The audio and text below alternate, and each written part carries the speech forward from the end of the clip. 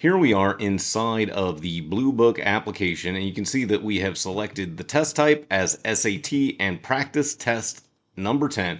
If you have accommodations or simply want to give yourself more time for one of your first practice attempts, you can select this little toggle switch that will allow you to choose accommodations and supports, such as extended time, as well as extended breaks or extra breaks as needed.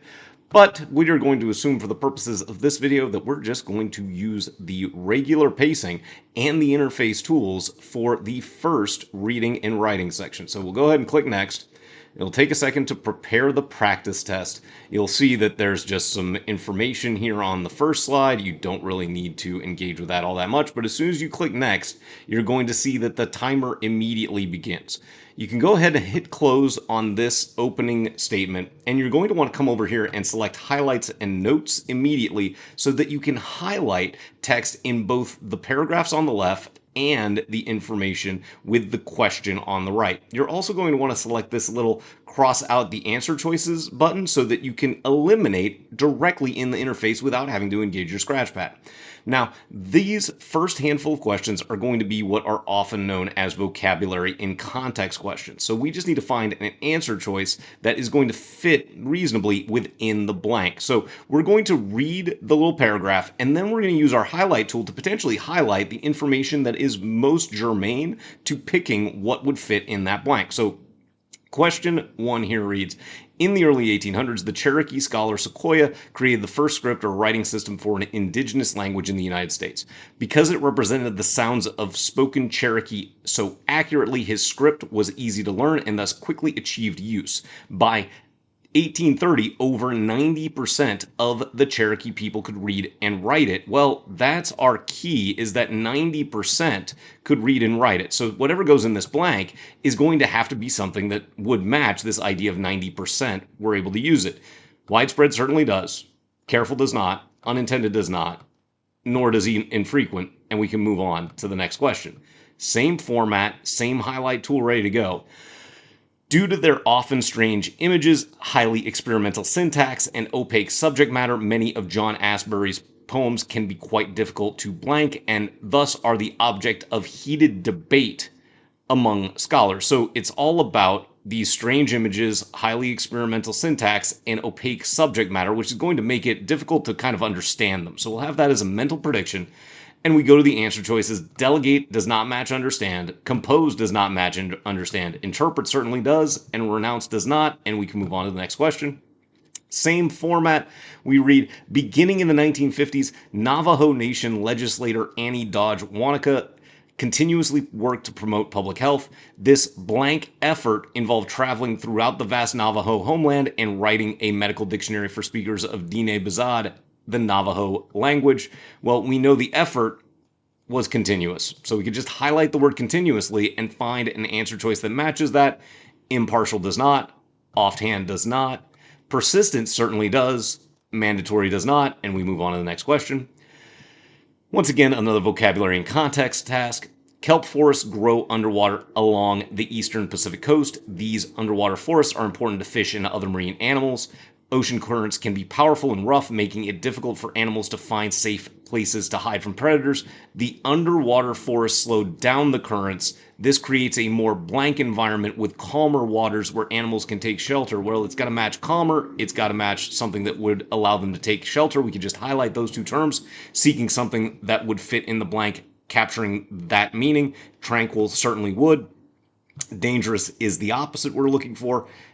And neither imaginative nor surprising would articulate the calm, sheltering waters. And we can move on to the next question, which again is a vocabulary and context problem. People sometimes dismiss a claim if it comes from a source they regard as self-interested, but from a strictly logical perspective, the source of a claim is blank. It has no direct bearing on whether the claim is true. So I'm going to just highlight no direct bearing because it's not directly related. So it's basically, and it's kind of hard with this one to ignore what is already on the screen for you. It's kind of irrelevant. And sometimes you'll find that if you're forcibly ignoring the answer choices, as you should be upfront with these vocab and context questions. Sometimes your prediction is going to be right there, as it is here for number 5. And we're basically done with that format of question. So now we're on to the more comprehension style questions, and you're going to want to highlight the specific task for each problem. So here we're just being asked for the main purpose, and I want to read the paragraph and again engage that highlighter to highlight the sentence or sentences that captures the main overall big picture points, because that's going to be what the correct answer must match. So reading from the top, jazz tap is a dance form that was first developed in African American communities. Jazz tap was heavily influenced by jazz music, which became widely popular in the United States in the 1920s. Tap dancers were inspired by jazz music's quick rhythms and by the way jazz musicians would make up melodies as they played. As jazz music continued to develop in the 1930s and 40s, jazz tap evolved with it. Because of jazz music's influence, jazz tap quickly developed into a dance form that was very different from earlier kinds of tap dance, and I would argue that this final sentence is really kind of the hypothesis, and I might just have this introductory bit from the top of the paragraph as well. So it's all about jazz tap being heavily influenced by jazz, and it becomes a very different kind of dance. So choice A, we've got audiences, and you can't highlight in the interface right now and keep the highlight, but you can highlight for yourself and go, we didn't really talk about the audience at all. So we can eliminate choice A for that reason. You'll see we then have it discusses the development of a dance form. Well, absolutely, that dance form was jazz tap, so that might work. Describes how to play a musical instrument. Again, if I want to be very thorough, I could say this is not true. We're not talking about a musical instrument, and that can allow us to eliminate choice C. Do note that when you do that kind of pseudo highlight, it will select the choice, and we're not concerned with a famous dancer, so we can eliminate choice D and select the correct answer for 6 of B. Moving on to the next problem. Again, we will highlight the task, which is to determine the main purpose of the text. We're going to read this in full, and again, maybe highlight something to get an overall prediction in our highlights that we can then cross-check against the answer choices more specifically.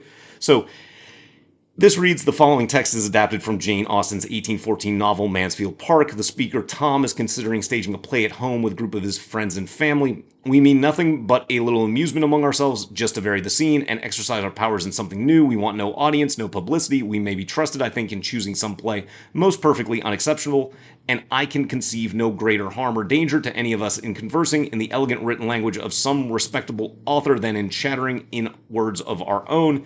So we know that Tom is staging this play at home, and they basically just want to amuse themselves. They want no audience, no publicity, and there's basically no harm in conversing in the elegant written language of some respectable author. Highlighting forces engagement, and that's hugely important here. So we're going to look at our answer choices now, comparing against what we just read. To offer Tom's assurance that the play will be inoffensive and involve only a small number of people. This is true, it may not jump off of the screen, but at the very least I just leave it open and go, maybe.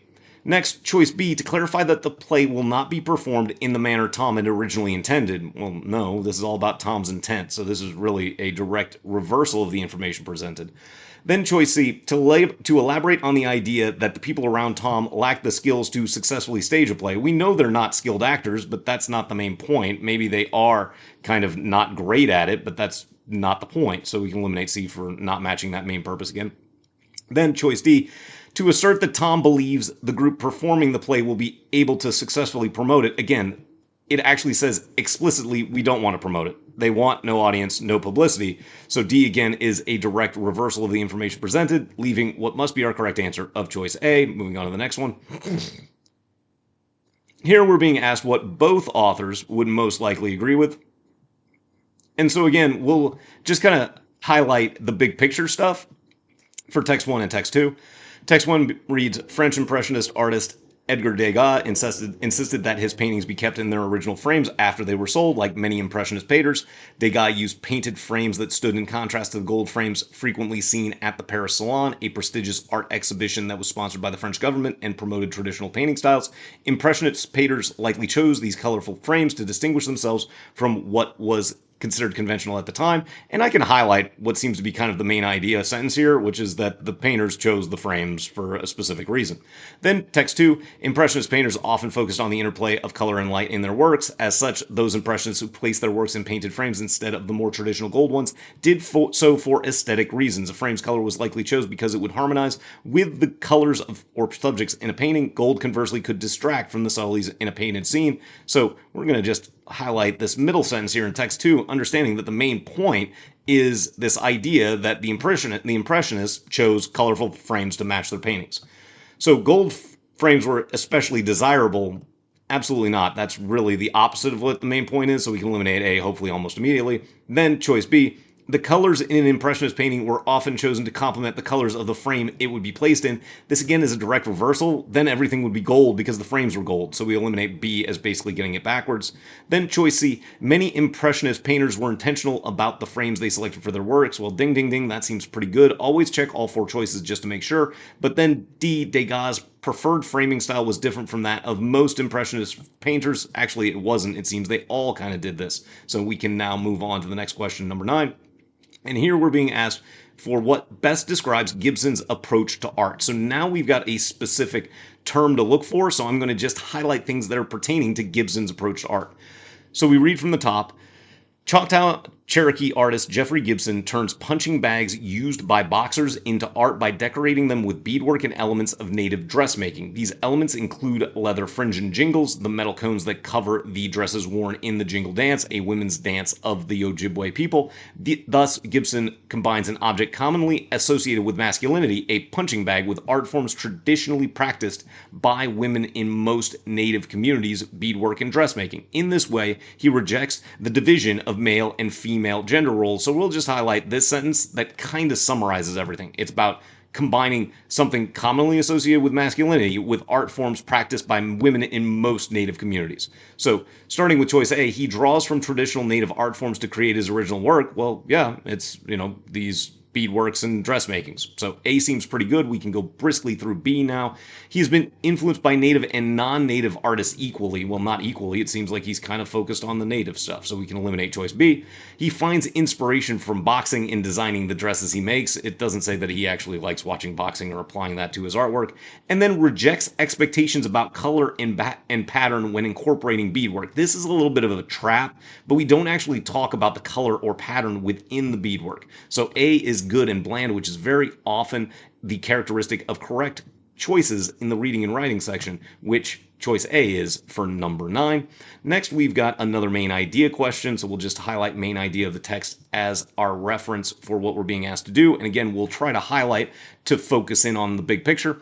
Believing that living in an impractical space can heighten awareness and even improve health, conceptual artists Madeline Gins and Shusaku Arakawa designed an apartment building in Japan to be more fanciful than functional. A kitchen counter is chest high on one side and knee high on the other. A ceiling has a door to nowhere. The effect is disorienting but invigorating. After 4 years there, filmmaker Nobu Yamaoka reported significant health benefits. So we know that these conceptual artists designed an apartment that's kind of a little bit abstract. And that effect is disorienting but invigorating. And this person, Nobu Yamaoka, reported significant health benefits after living there for 4 years. So we've got that big picture. We're going to look at our answer choices, trying to find reasons to eliminate or to say that this matches the highlights of the main idea of the text. So choice A, although inhabiting a home surrounded by fanciful features such as those designed by Gins and Arakawa can be rejuvenating, it is unsustainable. Well, that's kind of a tone reversal. This is clearly positive for what's happening in these fanciful spaces. A is going to be more negative. Then choice B, designing disorienting spaces like those in the Gins and Arakawa building is the most effective way. Well, that's a bit too extreme, so we can eliminate B almost immediately. And you may, in the interest of time, go a little bit more briskly when you're certain that something like most is a little bit too far. Then choice C, as a filmmaker, Yamaoka has long supported the designs of conceptual artists such as Gins and Arakawa. Well, we don't know that Yamaoka has done this forever, so we can eliminate C again as needing additional information. Otherwise, it's too extreme. And then choice D, although impractical, the design of the apartment building by Gins and Arakawa may improve the well-being of the building's residents. Well, ding, ding, ding, that matches exactly what we highlighted, and we can move on to the next question.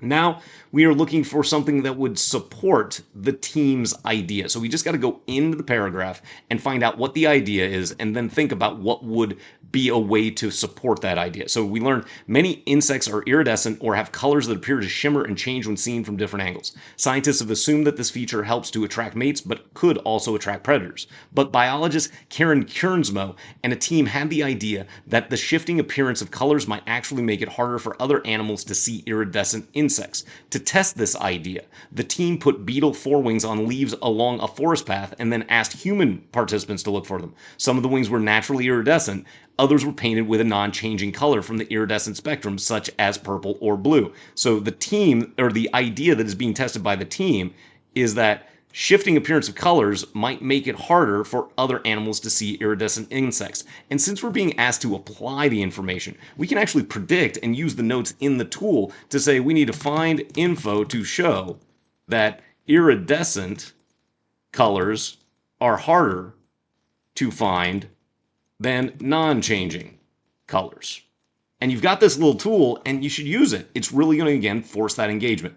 So choice A, on average, participants found most of the purple wings and the blue wings and far fewer of the iridescent wings. Well, ding, ding, ding, that's showing that the iridescent colors were harder to find in this experiment. So A matches our prediction pretty well. Next, choice B, on average, participants found the iridescent wings faster than they found the purple wings or the blue wings. Well, that's actually backwards to what Karen and her team would have expected. So we can eliminate choice B as being a reversal of the task, something that would weaken the accuracy of that idea. Then choice C, some participants reported that the purple wings were easier to see than the blue wings. Well, we're not comparing the purple to the blue. We're comparing the non-changing colors to the changing colors.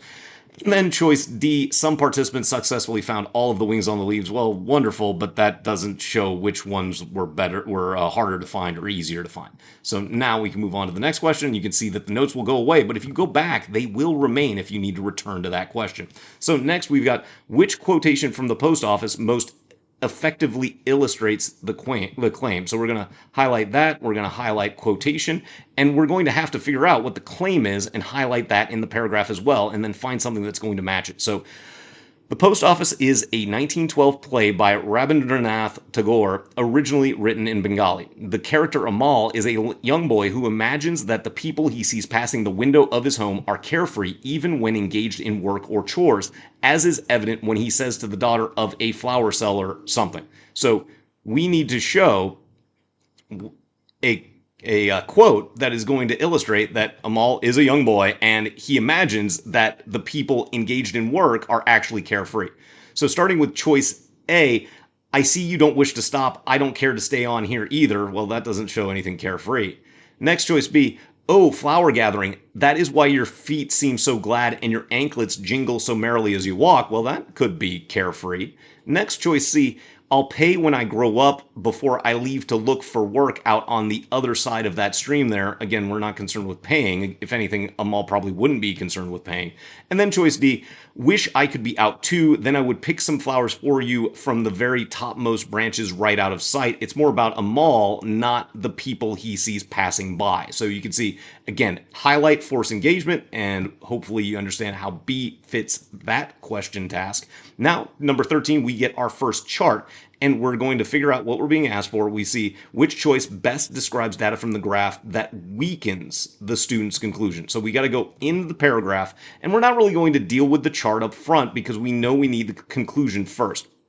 So paragraph reads, to investigate the effect of lizard predation on spider populations, a student in a biology class placed spiders in two enclosures, one with lizards and one without, and tracked the number of spiders in the enclosures for 30 days. The student concluded that the reduction in the spider population count in the enclosure with lizards by day 30 was entirely attributable to the presence of the lizards. So we can just highlight that conclusion. And as we did before with the one where we were being asked to strengthen the conclusion, here we're going to just have a prediction of find info to show that the lizards were not, and I can put it in all caps for clear reference, the only reason for the decrease in the spider population by day 30. So we've got our information in the chart, and I'm really going to just use the answer choices to inform how I'm going to engage here. So choice A, the spider population count was the same in both enclosures on day 1. Well, we're not concerned with day 1, we're concerned by day 30. And then the spider population count also substantially declined by day 30 in the enclosure without lizards. Well, we see there is a no lizards and a with lizards bar, and yes, that did occur truthfully in the data. So this actually kind of shows that it wasn't just the lizards that caused the spider population to go down.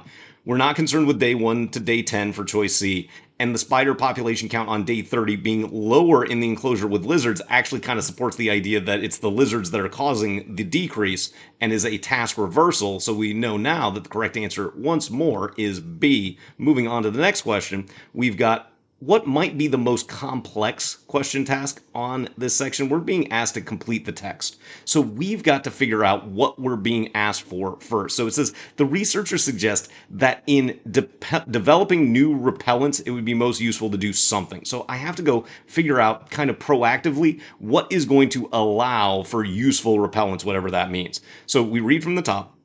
Many mosquito repellents contain natural components that work by activating multiple odor receptors on mosquitoes' antennae. As the insects develop resistance, new repellents are needed. Kadong and her team found that EBF, a molecular component of a chrysanthemum flower extract, can repel mosquitoes by activating just one odor receptor.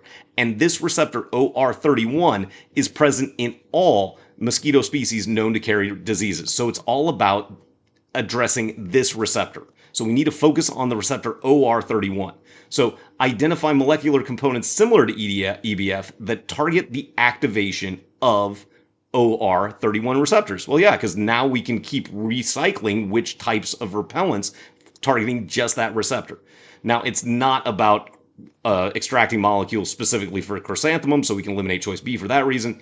Verify the precise locations of the receptors on the antenna. We're not concerned with that. And determine the maximum number of different odor receptors. Well, no, we're not trying to determine any sort of maximum, so we hopefully can understand why choice A would fit in that blank. And we've got another one here. And we're going to just read that final sentence to kind of focus on what we need. Recent research on introducing engineered DNA into plant species to inhibit their reproduction may offer a path toward targeting E. isula. Consequently, something's going to happen. So we know that we want to introduce engineered DNA. And we see that this E. isula is a plant that has become invasive. It displaces native vegetation and sickens cattle. And it can be controlled with herbicides, but that also kills harmless plants. So we need something that's going to say, hey, this new engineered DNA approach is not going to have those negatives. So making individual E. isula plants more susceptible to existing chemical herbicides, well, no, we needed to address those problems with the chemical herbicides. Enhancing the ecological benefits of E. isula, absolutely not. Enabling cattle to consume that E. isula without becoming sick, again, it's not specifically about the cattle. Reducing evasive E. isula numbers without harming other organisms. That is perfect. It fits all of the subjects involved in the paragraph. And we can move on to our next question, which is the first of our English tasks. So we've got which choice completes the text so that it conforms to the conventions of standard English. So while many video game creators strive to make their graphics ever more blank, and we see lifelike, and then we've got either but others or just going to others. Well, we've got a comparison here. We've got many video game creators and what they strive to do, and that's being compared specifically to others. So we actually need the comma, but we don't need the but. We don't want that transition interrupting the comparison. The only answer choice that's going to create the proper relationship is going to be choice C. And again, focus on the comparison and you can hopefully get there. Next, we've got a clear punctuation issue, and we're going to see how we can evaluate these specifically. So as British scientist Peter Wibberley has observed, the Earth is not a very good timekeeper. Earth's slightly irregular rotation rate means that measurements of time must be periodically adjusted. Specifically, an extra leap second is blank time based on the planet's rotation lags a full 9/10 of a second behind time kept by precise atomic clocks. And the way we can test this problem is through what is known as the vertical line test. We put what is before the punctuation, in this case the word added, and then whatever comes after it on the other side of the vertical line. And we want to think whether we've got a complete idea before the vertical line and a complete idea after the vertical line. And you really can't ignore, to a degree, the introductory sentences that aren't affecting this punctuation. So specifically, an extra leap second, the 86th 401st second of the day, is added. Well, that's a complete idea. And then if we say whenever time based on the planet's rotation lags a full second of, or a full 9/10 of a second behind time kept by precise atomic clocks, that is certainly not a complete idea. So we've got an incomplete idea here. And we know that semicolons and periods can only come between a complete and an incomplete idea. Now, the trick with this problem is we've got to decide whether that whenever actually is the object of the verb is added, the predicate. And in this case, is added whenever you don't want to have the extra comma, because then you theoretically should be able to remove this clause in the middle, which is actually the main clause. So we can eliminate choice A and select the correct answer of D. Moving on to the next question. So here we are just focusing on individual words. We're going to start by playa. And I really can consider even ignoring the full sentence. And in this case, we've got playa and we've got in the playas. Well, there's just one playa, so it can't be the plural. Similarly, it can't be the plural possessive, so we can eliminate D as well. And then we've got 162 rocks, and those rocks are kind of moving, seemingly of their own volition, and those rocks seemingly possess the mysterious migration, which means we need the apostrophe to indicate possession, and we can move on to the next question of number 19. We've got another one of these vertical line test questions, so I'm going to just go ahead and bring in the notes. We're going to have the vertical line, and we read, along with carbon dioxide concentration and temperature, light intensity affects the chemical reaction rate of photosynthesis. So photosynthesis goes here, and that is going to be a complete idea because you've got a subject and a verb. Then we've got as light intensity increases, so does the rate at which the reactants are converted into their products, glucose and oxygen. And after the vertical line, where we'd have the word as light, that too is going to be a complete idea. You can't have no punctuation between two complete ideas. You can't have a comma between two complete ideas. You can't have nothing between two complete ideas. So we have to have this colon, and that's because a colon just has to come after a complete idea. It can come before either complete or incomplete. It's just indicating what the statements before were referring to. And so that's our correct answer for number 19. For this one, it should be relatively straightforward. We don't want to break up these artists, Thomas Hart and Jackson Pollock, so we can eliminate choice C. Choice D, we don't want to say there are 20th century U.S. artists who are separate from Thomas Hart and Jackson Pollock. And we don't want to have a colon, Jackson Hart and, Thomas Hart Benton and Jackson Pollock, and then have a comma separating our subject from the verb. So our correct answer is B because we need them to be in tandem. Then we are coming to our transition situations. And in this case, we're just trying to consider whether we have agreement or contrast. And once you hit 5 minutes, you'll just hit the X and you'll know that you are going to see that every time. So in this one, we've got inner 2012 analysis of tree rings from Japan's Yaku Island. Cosmic ray physicist Fusui Miyake noted an anomalous carbon-14 spike dating to 774-775 CE, indicating that a massive burst of radiation reached Earth during that time. This unprecedented radiocarbon surge was dubbed a Miyake event in honor of its discoverer. So these are not in contrast, they agree. So fittingly, that agrees. Similarly, it's not literally similar. It's certainly not a however, or in other words, to contrast. It is definitely fittingly, and we move on to the next question. This next one, we've got this idea in this question that John Kennedy lost badly. Only 21% who listened on the radio rated him the winner. But then we learned that the debate was ultimately considered a victory for the telegenic young senator, which was John Kennedy. So this is actually a contrast. So we don't want, in other words, that's going to indicate agreement. Same thing with therefore or likewise. And our correct answer is nevertheless. On the exam, you'll want to read it back in just to make sure that you have the correct meaning in full, but we'll move on to number 23 in the interest of time. Then we've got which choice completes the text with the most logical transition once more. So we've got this idea about Carl Sauer challenging prevailing views, and then we've got what Sauer argued. So again, we've got agreement. It's not literally similar. It's not literally finally. It's not caused by one thing then the other. It's specifically explaining what the argument was, so choice D is going to be our correct answer for number 23.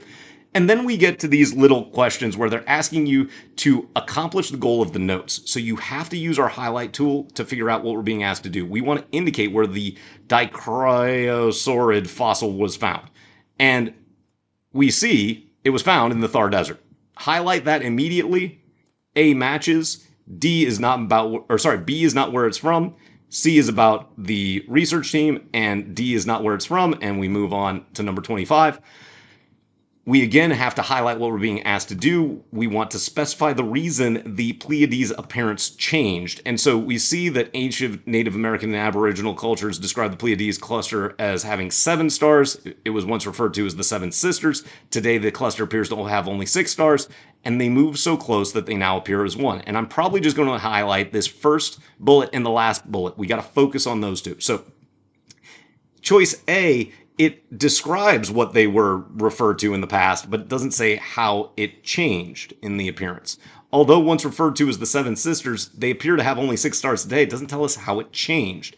In the time since ancient cultures described the Pleiades as having 7 stars, 2 of the cluster stars have moved so close together that they now appear as 1. Well, ding, ding, ding, that explains the change. And then D, Pleiades has 7 stars, but 2 are so close together that they appear to be a single star. Again, it doesn't explain the change as required by the task. So C is the correct answer for number 25. Moving on to 26, the student wants to emphasize the significance of Ochoa's discovery. We got to go figure out what Ochoa's discovery was. We know Ochoa discovered the enzyme PNP or PNPase in 1955. It is involved in both the creation and degradation of mRNA. Ochoa incorrectly hypothesized what it did, but that's not the significance, so we won't highlight that. We know that the discovery proved critical to deciphering the human genetic code, and that has led to a better understanding of how genetic variations affect human health. So our correct answer has to match these final 2 highlighted bullets. So choice A, Ochoa's 1955 discovery of PNPase proved critical to deciphering the human genetic code, leading to a better understanding of how genetic variations affect human health. Seems pretty good. B just says what he did, doesn't explain why it's significant. Choice C is, again, just what he did, didn't explain why it was significant. And this just talks about his incorrect hypothesis in choice D. So we can move on to our correct, or from our correct answer of A of 26 to the last question. And in this case, we want to emphasize the decline in unique apple varieties and why the decline occurred. So we see that there were over 14,000 varieties in the 1890s. We have the rise of industrial agriculture narrowed the range, and we lost thousands of apple varieties. So the Lost Apple Project is just defined in choice A. That's not what we need. While 14,000 apple varieties were grown in the late 1890s, only 15 exist today. That doesn't explain why it occurred. So since the rise of industrial agriculture, U.S. farmers have mainly grown the same few unique apple varieties, and that was a loss of thousands of varieties. C matches it. D is out. We hit next, we see the review screen, and there goes our timer. The module is over, and you are immediately in the practice exam going to be put into the next section. If you want to pause it, you can come to more here, click save and exit, and that will allow you to continue the practice test later. But for now, hopefully you've enjoyed this video on the first module of the reading and writing section of SAT practice test number 10.